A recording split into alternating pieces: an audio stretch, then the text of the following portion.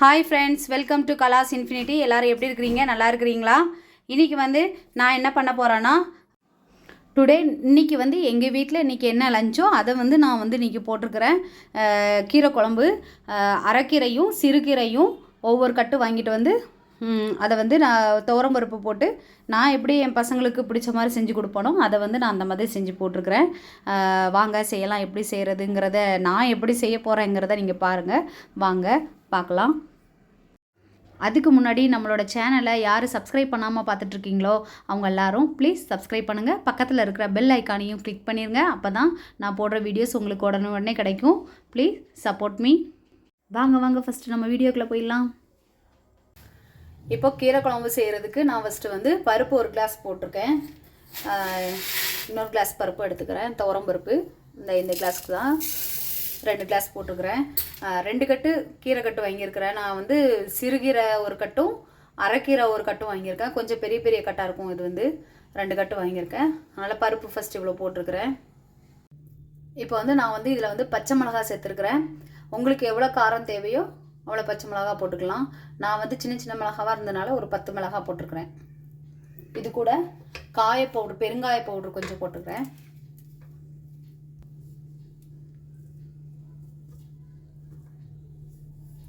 இப்போ ஒரு 5-6 பூண்டு பல்லும் சேர்த்துருக்குறேன். இப்போ 2 மீடியம் சைஸ் வெங்காயம், பெரிய வெங்காயத்தை எடுத்து கட் பண்ணி போட்டு வச்சுருக்கிறேன். இப்போ நான் இதில் ஒரு 3 தக்காளி சேர்த்துருக்குறேன். இதுக்கு நான் புளி சேர்க்க போகிறது இல்லை, அதனால் 3 தக்காளி சேர்த்துருக்குறேன். 3 தக்காளி என்ன தக்காளினா நாட்டு தக்காளி இல்லை, இது ஆப்பிள் தக்காளி தான் சேர்த்துருக்கேன் 3. உங்களுக்கு எப்படி புளிப்பு தேவையோ அதுக்கு தகுந்த மாதிரி நீங்கள் தக்காளி சேர்க்கறனாலும் சேர்த்துக்கோங்க. இல்லைனா புளி லாஸ்ட்டில் நம்ம கடையும் போது புளி விட்டுக்கனாலும் விட்டு கடைஞ்சிக்கலாம். இப்போ கொஞ்சம் தண்ணி விட்டுருக்குறேன். கீரை குழம்புக்கு தேவையான மஞ்சள் தூள் போட்டுக்கிறேன். இப்போவே கீரை நான் சேர்த்துக்கிட்டேன். கீரை நல்லா 2 வாட்டி க்ளீன் பண்ணி எடுத்து சேர்த்துட்டேன். இப்போ இந்த பருப்பு கீரைலாம் வேகிறதுக்கு தேவையானாலும் இன்னும் கொஞ்சம் தண்ணி தேவைப்பட்டுச்சு, அதனால் நான் கொஞ்சம் மட்டும் தண்ணி விட்டுக்கிறேன். அவ்வளோதான், தண்ணி விட்டுக்கிட்டேன். தண்ணி விட்டாச்சு. இனிமே குக்கர் மூடிட்டு 3 விசில் வர வரைக்கும் வெயிட் பண்ணலாம். இப்போ கீரை குழம்புக்கு நான் மசாலா ரெடி பண்ண போகிறேன். ஃபஸ்ட்டு ஒரு 10-12 சின்ன வெங்காயம் போட்டுக்கிறேன். 1 ஸ்பூன் சீரகம் போட்டிருக்கிறேன். இப்போ ஒரு சின்ன பீஸ் தேங்காயும் சேர்த்துக்கலாம். இப்போ சின்ன சின்னதாக கட் பண்ணி போட்டு எடுத்துக்கிட்டேன். இப்படி ரொம்ப சாஃப்டாக இல்லாமல் அப்படியே கொஞ்சம் தேங்காய் அந்த மாதிரி இருக்கிற மாதிரி அரைச்சி எடுத்துருக்கிறேன். ஒரு பக்கம் ரைஸ் வச்சுருக்கிறேன், ஒரு பக்கம் எக்கு வச்சுருக்கிறேன். 2 ரெடி ஆகிட்டுருக்கு. இப்போ கீரையும் 3 விசில் வந்துருச்சு, அதை எடுத்து வச்சுருக்கிறேன். அது ஏர்லாம் இறங்கினதுக்கப்புறமா அதை திறந்துட்டு இப்போது மசாலா போட்டு உப்பும் போட்டு கடைஞ்சி எடுத்துக்கலாம். இப்போ பாருங்கள், கீரை நல்லா வெந்துருச்சு. இப்போ இந்த தண்ணியை நான் ஃபஸ்ட்டு வடிகட்டி எடுத்துக்க போகிறேன். எடுத்துகிட்டு அப்புறம் தான் உப்பு போட்டு கடைய போகிறேன். மசாலா போட்டு தண்ணி வடிகட்டிட்டேன். இப்போ உப்பு போட்டுக்க போகிறேன்.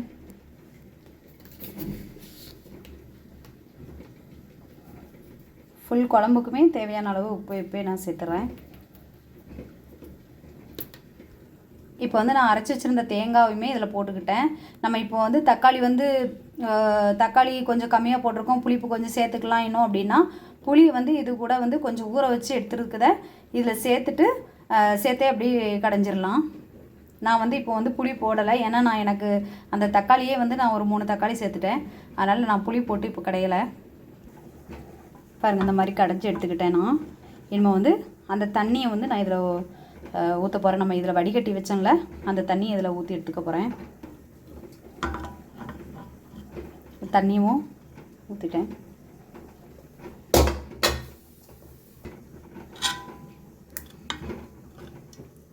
பாருங்கள், இப்போ தண்ணியும் ஊற்றி நல்லா கலக்கியாச்சு. உப்பு எல்லாமே கரெக்டாக இருக்குது. இப்போ தாளித்து விட போகிறேன். அவ்வளோதான், நம்மளோட கீரை குழம்பு ரெடி ஆகிடுச்சு. இப்போ தாளிக்கிறதுக்கு தேங்காய் எண்ணெய் விட்டுக்கிறேன். இப்போ நல்லா காஞ்சிருச்சு. இப்போ கடுகு விட்டுக்கிறேன்.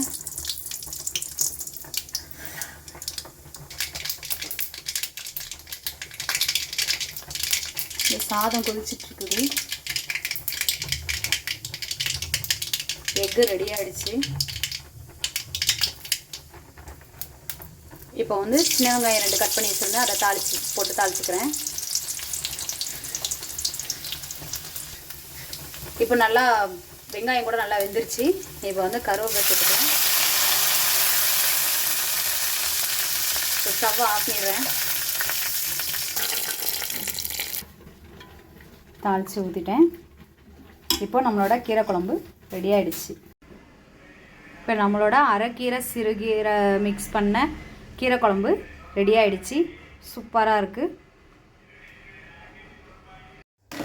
இன்றைக்கி எங்கள் வீட்டில் இந்த லஞ்சு தான்.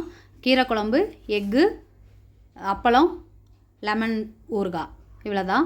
ஆனால் தயிர் இதில் விட்டு சாப்பிட்டா இன்னும் செம்மையாக இருக்கும். ஆனால் எங்களுக்கு பெங்களூர் கிளைமேட்டுக்கு செட் ஆகலை. இன்றைக்கி வந்து கொஞ்சம் கூட வெயிலே இல்லாமல் இருக்குது. அதனால் தயிர் நாங்கள் சேர்த்துக்கல.